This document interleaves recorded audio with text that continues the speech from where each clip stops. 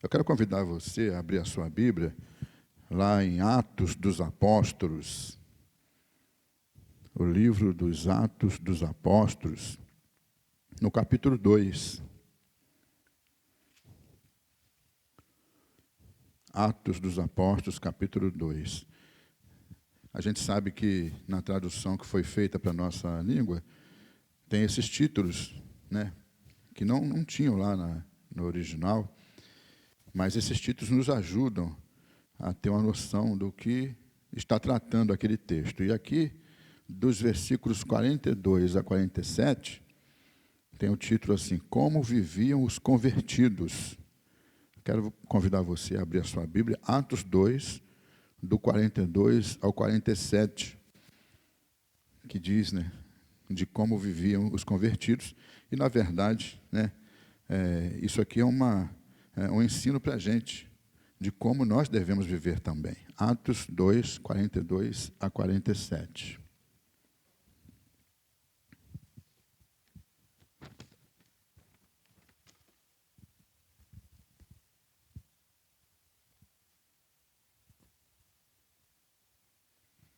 Vamos falar com Deus? Pai querido, estamos diante da Tua palavra e, neste momento, rogamos que Tu estejas movendo em cada coração, no mover poderoso do Teu Espírito Santo, iluminando o entendimento de todos, para que todos possam ser abençoados por Ti nesta hora. Ó Pai, nós oramos em nome de Jesus. Amém. Atos 2, 42 a 47. Diz assim a palavra de Deus: E perseveravam na doutrina dos apóstolos e na comunhão, no partir do pão e nas orações. Em cada alma havia temor, e muitos prodígios e sinais eram feitos por intermédio dos apóstolos. Todos os que creram estavam juntos e tinham tudo em comum. Vendiam as suas propriedades e bens, distribuindo o produto entre todos, à medida que alguém tinha necessidade. Diariamente perseveravam unânimes no templo, partiam pão de casa em casa e tomavam as suas refeições com alegria e singeleza de coração, louvando a Deus e contando com a simpatia de todo o povo. Enquanto isso, acrescentava-lhes o Senhor dia a dia os que iam sendo salvos. Palavra de Deus. Irmãos, os propósitos de Deus, né, são maravilhosos e muitas vezes nos surpreendem, nos deixam admirados. A gente tem feito um trabalho na igreja, orando bastante, que é o trabalho de discipulado. A gente tem grupos na nossa igreja que são grupos de oração, e a gente tem espalhados pela cidade de São João de Meriti esses grupos. Graças a Deus, os grupos estão indo bem. Os irmãos estão em oração, há reuniões na casa de vários irmãos, e os grupos estão muito alegres. A gente também tem colocado, muitas vezes, esses grupos na escala do culto aqui no templo, aos domingos, e eles têm participado ativamente. A gente, quando fez as orações da semana de oração, a gente usou esses grupos também, foi maravilhoso.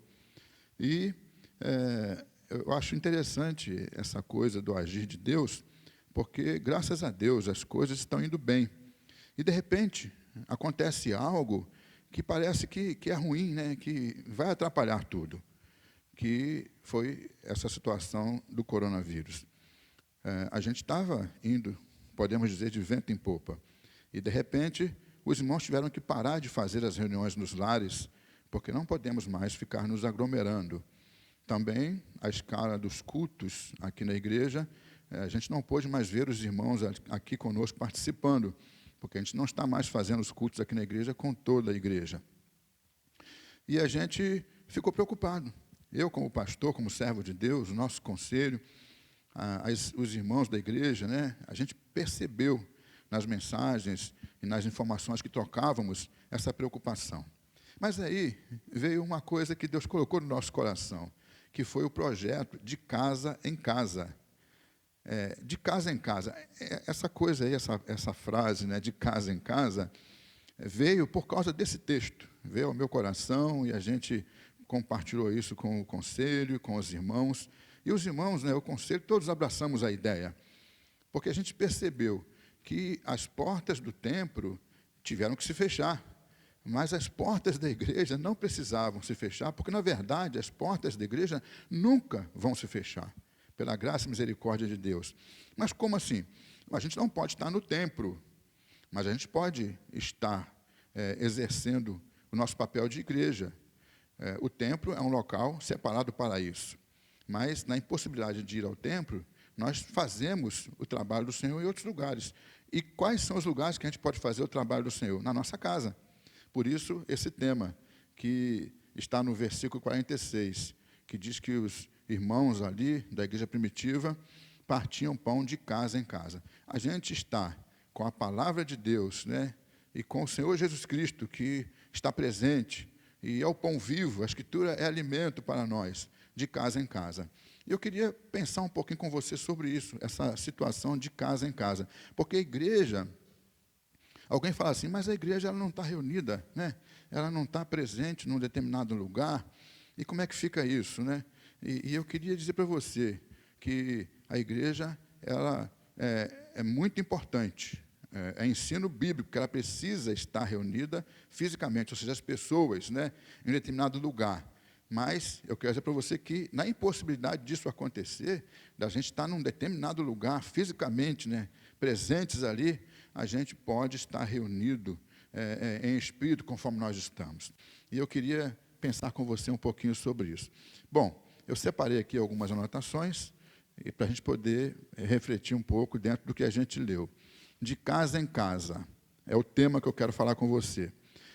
Atos 2, 42 a 47, você guarde aí esse texto. E a primeira coisa que eu queria dizer para você é que a igreja, ela foi formada por Deus para ser um grupo. A igreja foi formada por Cristo Jesus, instituída pelo Senhor, para ser um grupo. A gente vê aqui várias expressões nesse texto que a gente acabou de ler, que falam sobre isso, demonstram isso. A gente vê aqui a palavra perseveravam, o verbo no plural, na terceira pessoa do plural, vendiam, partiam, tomavam. São coisas que demonstram que havia um grupo, fazendo alguma coisa. E, no final, acrescentava-lhes o Senhor, ou seja, Deus estava acrescentando aquele grupo. E a igreja, ela tem essa característica de ser um grupo. E é importante a gente pensar nisso. Por quê? Aqui nesse texto nós vemos expressões como comunhão, e a comunhão, ela é uma coisa que para você exercer, você tem que ter alguém. Você não tem comunhão consigo mesmo, você tem comunhão com alguém. A comunhão, a ideia de comunhão, é você estar tendo algo em comum com alguém. E aqui nós vemos essa palavra da comunhão que havia ali na igreja, junto com os apóstolos do Senhor Jesus Cristo. Todos os que creram estavam juntos. É outra expressão que fala dessa união de um grupo. E a ideia aqui, quando fala todos os que creram, a gente dá a ideia de um grupo muito grande. A gente viu aqui, um pouquinho antes, que após o sermão do apóstolo Pedro, naquele dia foram quase 3.000 batizados. Quase 3.000 batizados. É interessante isso, porque era muita gente. E eles estavam reunidos, todos juntos, como igreja do Senhor, porque era esse o propósito do Senhor. Aqui também nós vemos tudo em comum, que é a questão da comunhão, e entre todos, ou seja, é outra expressão que demonstra esse grupo, unânimes. Também você não está unânime consigo mesmo, você está unânime com alguém. E a ideia de unanimidade é uma ideia que não são só duas pessoas, a ideia é de várias pessoas com o mesmo propósito. E o Senhor acrescentava os que iam sendo salvos. Ou seja, Deus acrescentava não uma pessoa ou outra, acrescentava várias pessoas. Então, é muito importante você entender que igreja é isso. Igreja é um grupo. É muito importante você entender isso, sabe por quê? Porque, às vezes, a gente cai naquele equívoco de pensar assim, eu estou fazendo a minha parte. E aí a gente pensa que, por estar fazendo a nossa parte, a gente pensa que está fazendo a nossa parte, a gente está bem. E aí, não é necessário, né, ter um trabalho em um determinado lugar, né, que é um trabalho de oração. Ah, mas eu estou orando em casa. E tem um trabalho de estudo bíblico, ou escola dominical. Ah, mas eu estudo a Bíblia na minha casa, né, eu pesquiso, né, pela internet, eu tenho livros, eu estou fazendo a minha parte. A gente pensa, né, eu tenho o culto do domingo à noite, ou um culto de ação de graça, um ajuntamento do povo. Não, mas eu faço isso na minha casa. E Deus sabe que eu sou sincero, Deus sabe que eu tenho fé, que eu sou fervoroso, que eu estou fazendo aquilo que é obra de Deus. Mas não é assim que Deus quer, não é assim. A Bíblia nos ensina que a gente tem uma particularidade com Deus, né? Cristo disse que quando você orar, entra no teu quarto, fala com Deus em secreto, e Deus que te vê em secreto te recompensará. Mas a gente vê o Senhor Jesus Cristo chamando um grupo de pessoas para segui-lo, né? Teve um que traiu, né? Depois entrou outro no lugar. Por quê? Porque era um grupo que o Senhor tinha chamado e queria que fosse um grupo. A gente vê o Senhor, quando Ele envia os discípulos, né, naquela vez dos 70, Ele envia de 2 em 2, não envia ninguém sozinho, né? E a obra de Deus é assim. O Senhor, Ele determinou que fosse um grupo. E Ele quer estar presente. Ele fala assim, olha, onde houverem 2 ou 3 estiverem reunidos em meu nome, ali eu estarei presente no meio deles. Há esse incentivo. E a igreja, ela foi criada assim. Então você, meu irmão, você, minha irmã, em nome de Jesus, sabe, clama a Deus, para que você seja igreja, não particularmente, não isoladamente, mas seja igreja junto com os teus irmãos em Cristo, com os teus conservos. Você foi salvo e você tem outros que Deus salvou, que você precisa estar com eles, junto nessa comunhão. É interessante, meus irmãos, que acabei de falar agora, né? Aqueles irmãos, eles estavam juntos, né? Mas eu queria dizer para você uma coisa. Vamos refletir o seguinte. Aqui, né, a Bíblia diz que quando Jesus Cristo subiu aos céus, eram mais de 100 pessoas, né, 120 que estavam ali reunidos em Jerusalém. Aí depois houve essa mensagem do apóstolo Pedro, quando o Espírito Santo desceu, aquele mover poderoso, né, coisa maravilhosa. O Espírito Santo, quando move poderosamente, é maravilhoso.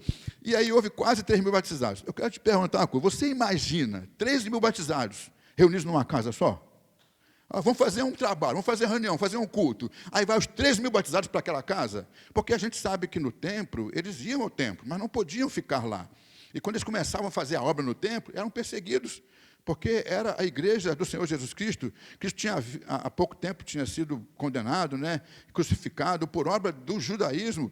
Então, eles não tinham essa facilidade. Muitas vezes, a gente sabe pela história que eles tinham que se reunir escondidos. Imagina 3 mil pessoas escondidas numa tumba para poder adorar a Deus. Não dá, meu irmão. Pois é, eu quero dizer para você o seguinte, a gente precisa estar junto em um determinado lugar para adorar a Deus. Mas se houver uma impossibilidade, porque era impossível eles estarem todo mundo no mesmo lugar, a gente pode se multiplicar. A gente pode, sabe, um grupo vai para cá, um grupo vai para lá, e a gente vai, assim, fazer o trabalho em vários lugares ao mesmo tempo. Era assim com a igreja. A igreja se reunia de casa em casa. Aí havia um grupo nessa casa, um grupo naquela casa. Eu fico imaginando 3 mil batizados. Eram muitos grupos, adorando a Deus em vários lugares. Que bênção!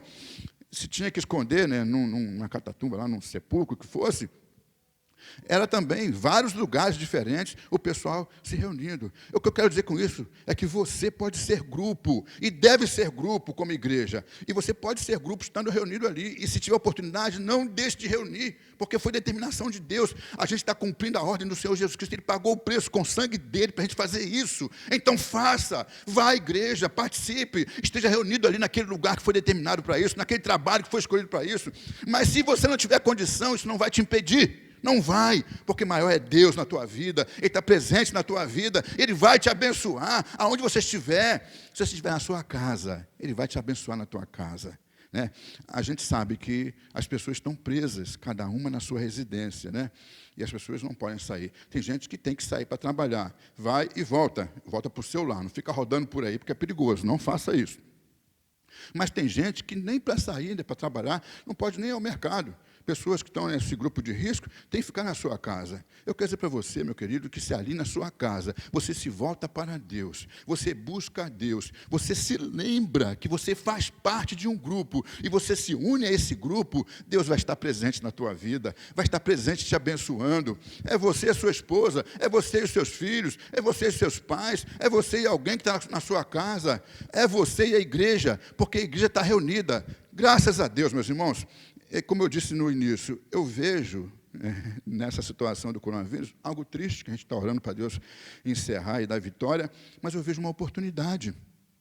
Porque tem gente que não podia vir reunião de oração, e agora pode fazer reunião de oração na sua casa, através do culto doméstico. Tem gente que não podia vir no estudo bíblico, e agora pode participar no estudo bíblico, ali na sua casa, através do culto doméstico. Tem gente que não podia vir à escola dominical, ao culto da manhã, ao culto da noite, e agora pode na sua casa.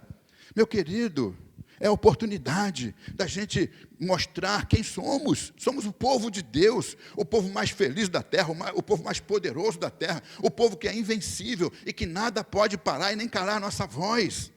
Eu e você, quando a gente liga lá o nosso celular ou computador, o que for, e vai no Zap, e vai no Facebook, e a gente está ali, às vezes a pessoa é convidada para fazer uma oração.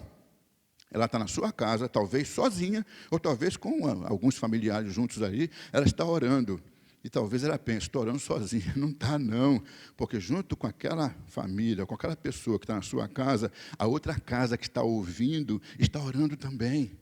A pessoa está louvando lá numa outra residência, gravou um louvor, que coisa bela, né? Fez aquilo que está fazendo de coração o melhor que pode. Ela não está louvando sozinha, porque existem muitas outras casas que estão ligadas, e aquele louvor que ela entrou na sua casa, vai entrar na casa daquela irmã, daquele irmão, naquela família, naquele outro lar, quem sabe até uma pessoa que não conhece a Cristo ainda, aquele louvor, aquela palavra vai chegar até aquele coração. A palavra de Deus, ela é poderosa, ela nunca volta vazia. E o trabalho da igreja também, porque nós temos a unção do Espírito Santo, nós recebemos o poder do Espírito Santo para sermos testemunhas, e somos testemunhas, e nada vai calar o nosso testemunho, meu irmão e minha irmã. Acredite nisso, se lembre disso e viva isso. Você tem a oportunidade, nesta manhã, de na tua casa estar participando de um trabalho que muitas outras casas também estão participando. Ou seja, você está exercendo o seu papel de igreja, você está sendo um grupo, mesmo sendo impossibilitado fisicamente, porque você não vive pela física, você não vive pelo que é material, você vive pela fé, e pela fé Deus está presente na tua casa, e junto com você está presente na casa de outras pessoas, porque nós estamos juntos, em comunhão com Deus, em comunhão uns com os outros, na hora que cultuamos a Deus. Então, de casa em casa, meu irmão, é isso. A igreja é grupo. E se a gente pode, a gente vai ir ao templo, a gente vai ir àquele lugar onde está sendo adorado o nome de Deus. Mas se a gente não pode, a gente vai continuar adorando o nome de Deus. A gente vai estar presente lá em espírito, a gente vai estar reunido ali, fazendo a obra do Senhor, como igreja que nós somos, porque Deus está presente conosco em qualquer situação. Em segundo lugar, a igreja, primeiro, a igreja é um grupo. Era e é um grupo. Em segundo lugar, a igreja tem um compromisso. Aquela igreja, a igreja primitiva, ela demonstra um compromisso com Deus. Algo muito sério. A gente lê aqui expressões como doutrina dos apóstolos. Doutrina dos apóstolos. Existe uma doutrina. E a gente tem que permanecer, é o que eles faziam, perseverar nessa doutrina. A doutrina que o Senhor Jesus Cristo deu aos apóstolos e que hoje dá a nós. Temor. Havia temor do Senhor em cada coração. Irmãos, hoje as pessoas pensam que temor do Senhor é coisa ultrapassada. A gente não pode olhar para Deus com temor. Temor, esse temor que a Bíblia nos fala, é o sentimento de que Deus é Deus e que nós dependemos dEle. Nós somos pecadores, somos limitados, e pela misericórdia dEle nós vivemos. Nós somos salvos porque Ele nos amou, mesmo sem a gente merecer. Isso é temer a Deus, é reconhecer a bondade dEle, que vai muito além da nossa maldade, é muito mais poderosa que a nossa maldade, porque Ele nos livra da nossa maldade. A gente vai ver aqui outra expressão, distribuindo o produto entre todos, à medida que alguém tinha necessidade. Isso aqui é desapego. As pessoas não estavam apegadas ao que tinham. Quando há um encontro sincero com Deus, as pessoas ficam desapegadas daquilo que é material. Não que elas não vão zelar pelo que têm. Eu vou zelar pela minha esposa, pelos meus filhos, a minha esposa vai zelar por mim. eu vou zelar, nós vamos zelar pela nossa casa, o nosso trabalho, o dinheiro que a gente ganha para o nosso sustento. A gente vai zelar por tudo que a gente tem, mas não vai ficar apegado, porque eu sei que a minha esposa não pertence a mim, pertence a Deus.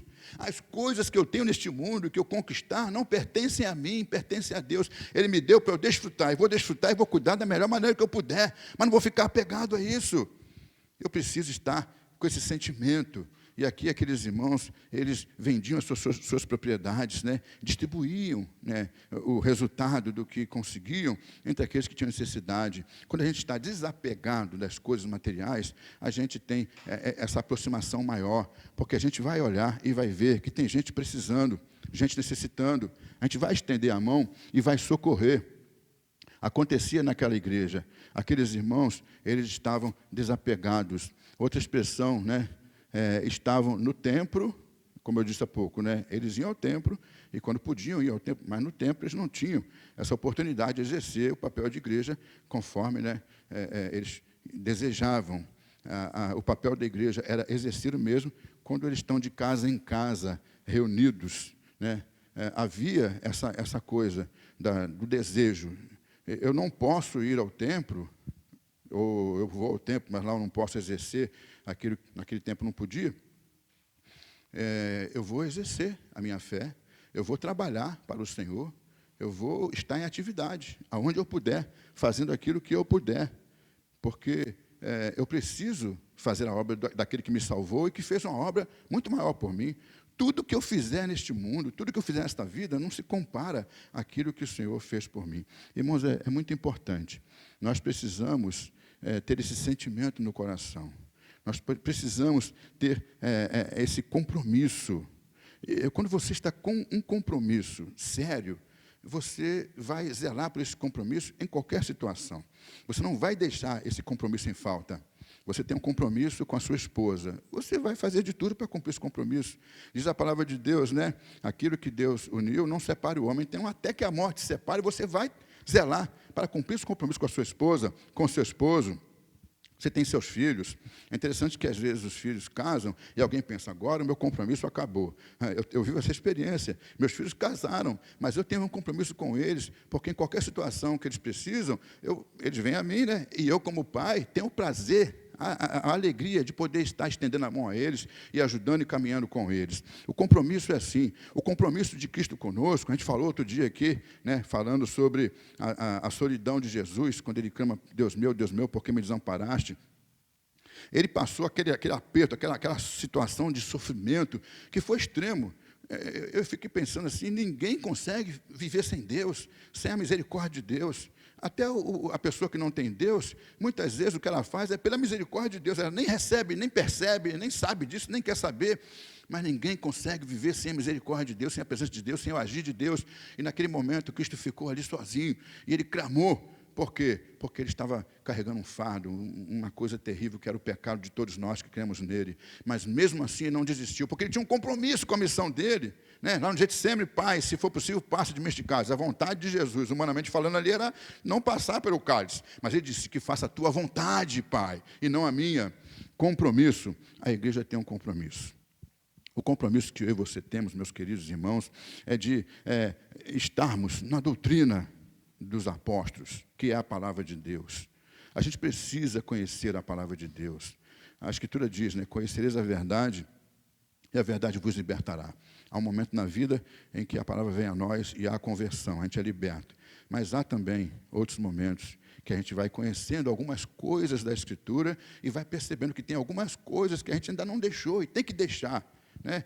Às vezes há vícios na vida do crente que ele precisa ser libertado desses vícios. E como é que isso vai acontecer? Pela palavra, pela doutrina da palavra de Deus. A gente precisa zelar por ela. Aquilo que você cantar, aquilo que você orar, aquilo que você pregar, a vida que você viver, meu querido, tem que ser fundamentado na palavra de Deus. Porque se você estiver fundamentado na palavra de Deus, ninguém vai poder se opor a ti, ninguém vai poder te calar, te derrubar, porque você está firmado naquilo que vai te dar essa autoridade.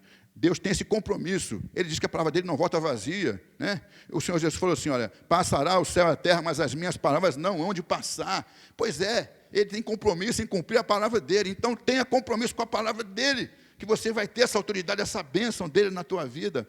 Você precisa disso. Tema ao Senhor de todo o teu coração, com esse temor santo, alegre de estar diante do Santo dos Santos. O Isaías ficou contrito, ficou assim, meio até com medo, porque ele reconheceu a glória de Deus. Às vezes a gente fica com medo também, e esse medo é natural, é comum, porque nós somos limitados, somos falhos, somos seres humanos. Tenha esse santo temor diante do Senhor, porque assim como ele foi com Isaías, né? Isaías foi capacitado para a obra, é assim que Deus quer comigo com você. Uma pessoa que não tem o temor do Senhor não é capacitado para a obra, meu irmão. Não dá para fazer a obra de Deus sem temor. Você precisa ter temor ao pegar essa palavra, ao ler essa palavra e ao anunciar essa palavra. Tem que ter temor quando clamar a Deus em oração. Tem que ter temor quando pregar, quando louvar. Tem que ter temor. Tem que pensar bem no que está cantando, falando, ou orando, ou fazendo.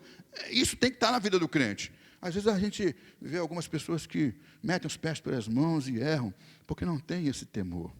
Nós precisamos estar com esse temor, né? E esse desprendimento. Não é a minha vontade, nem a tua vontade, não é o que eu adquiri, nem o que você adquiriu, é a vontade de Deus. E eu estou fazendo uma obra que é de Deus, então eu não vou achar que eu estou fazendo a minha parte, não.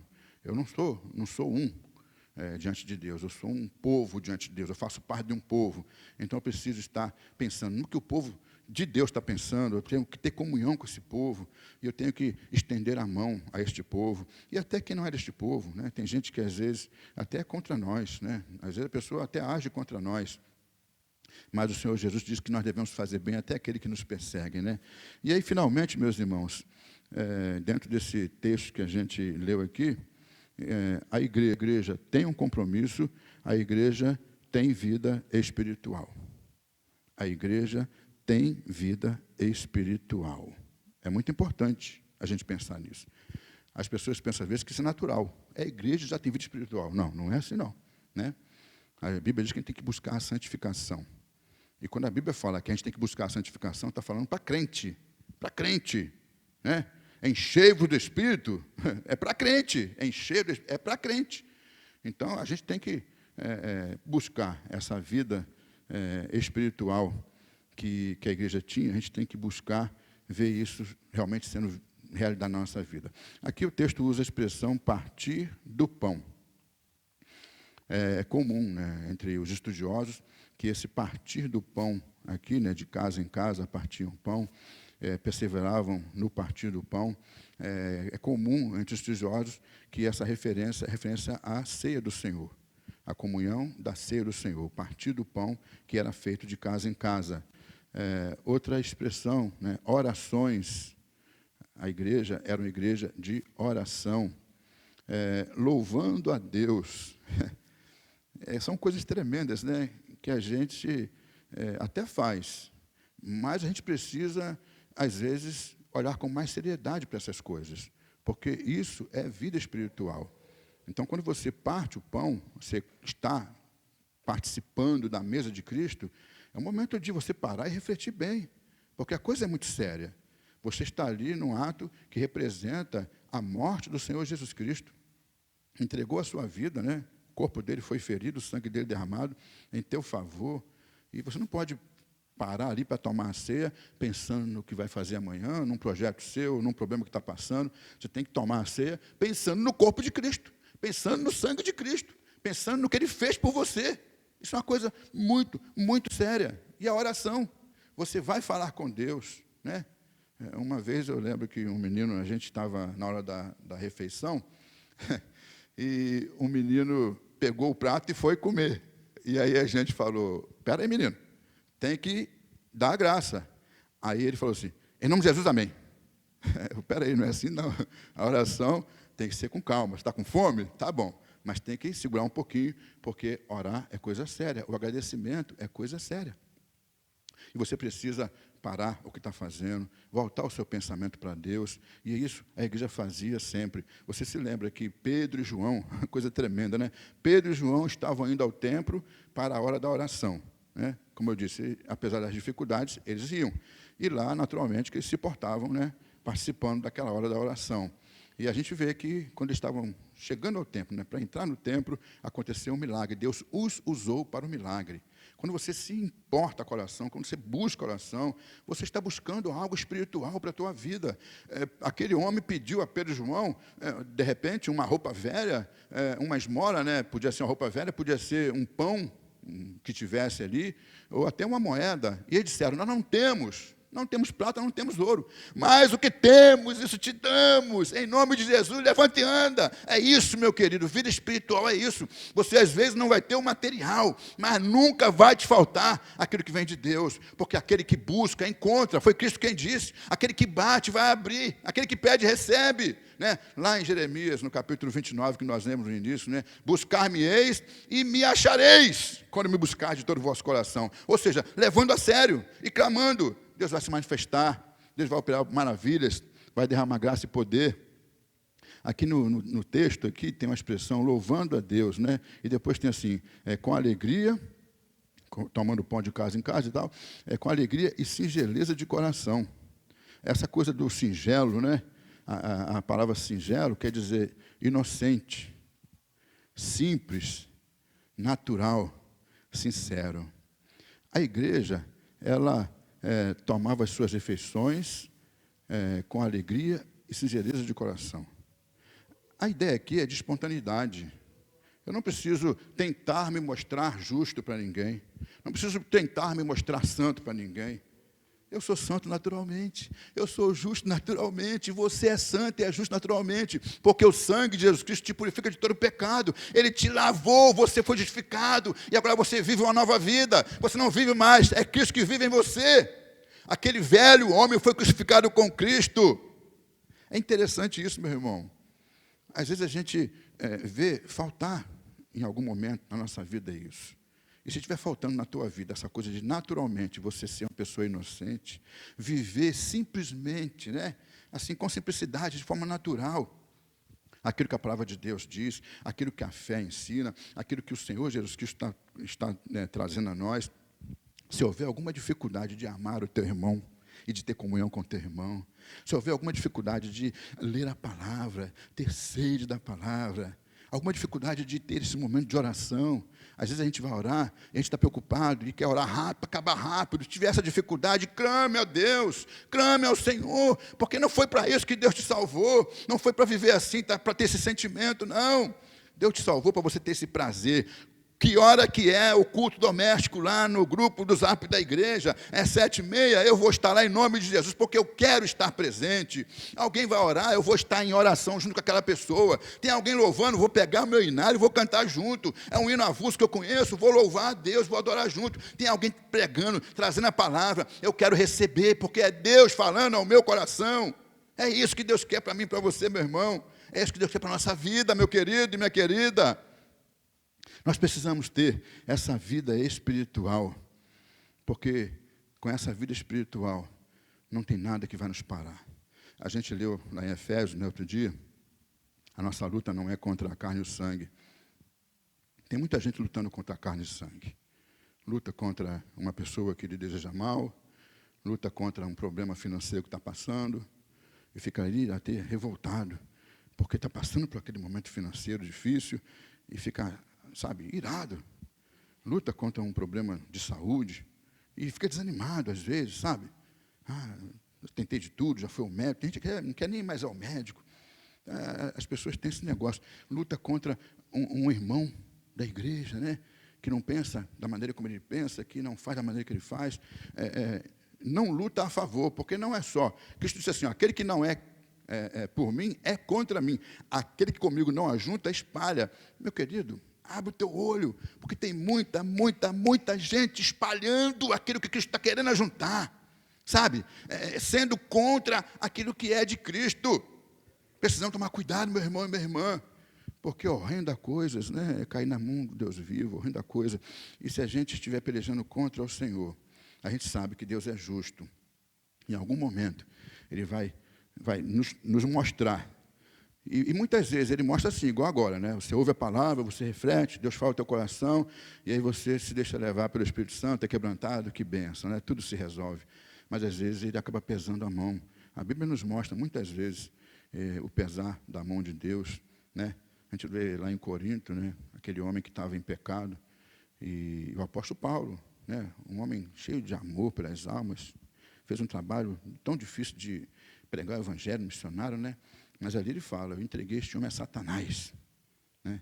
E Paulo não fala aquilo para poder ir para o inferno, não. Eu entreguei a Satanás o corpo dele para ser destruído, para que a alma seja salva no dia do Senhor.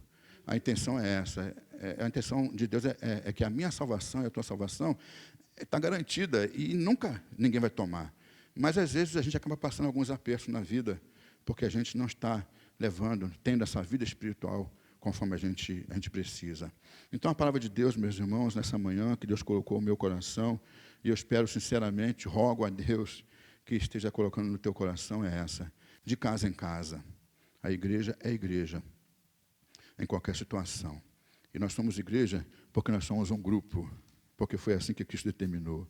E como grupo que nós somos, esse grupo chamado igreja, a gente tem um compromisso, aleluia, glória a Deus, né? E a gente tem vida espiritual.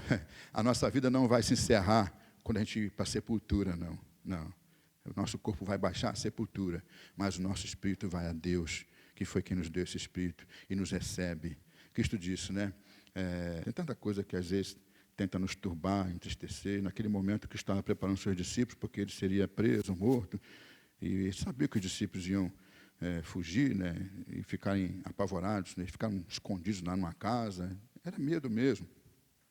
E Cristo está falando, não se turbe o vosso coração, né? Na casa de meu pai há muitas moradas, e eu vou preparar-vos lugar. Se não fosse assim, eu vou lhe teria dito.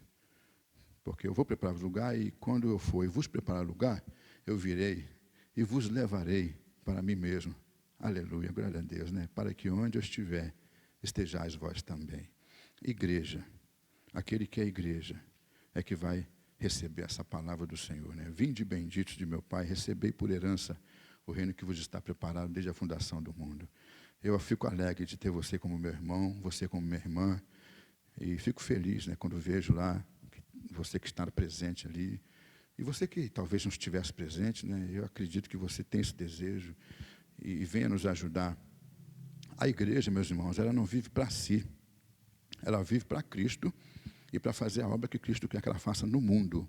Então, quando eu vou lá no grupo da igreja e entro, eu estou fazendo uma obra que não é para mim, né? Eu estou fazendo uma obra que Cristo já fez em mim. Eu estou fazendo para engrandecer o nome do Senhor. Ali eu vou orar, ali vai ter louvor, ali vai ter um culto. Então, cada dia nós temos tido essa oportunidade de realizar essa obra para a glória de Deus. E mais ainda, não é só para Deus, é para cumprir aquilo que Deus quer que nós cumpramos. Porque o teu louvor, a tua oração, a reflexão, ou se você não disser nada, mas a tua própria presença, lá no final do culto, né, quando terminar tudo, que tiver o amém final, você coloca aquele amém, amém, o pessoal vai colocando amém, glória a Deus, que culto abençoado. Isso é um instrumento de Deus, para que aquela pessoa que talvez esteja triste no seu lar, seja confortada. Aquela que está desanimada, ganhe ânimo. Aquela que está com medo, ganhe coragem. Aquela pessoa que de repente não sabe o que fazer, ela entenda através de você e dessa obra que você está fazendo e cooperando para que se fortaleça. Que em todas essas coisas, coronavírus, né, isolamento e qualquer outra coisa, ela é mais que vencedora, em nome de Jesus.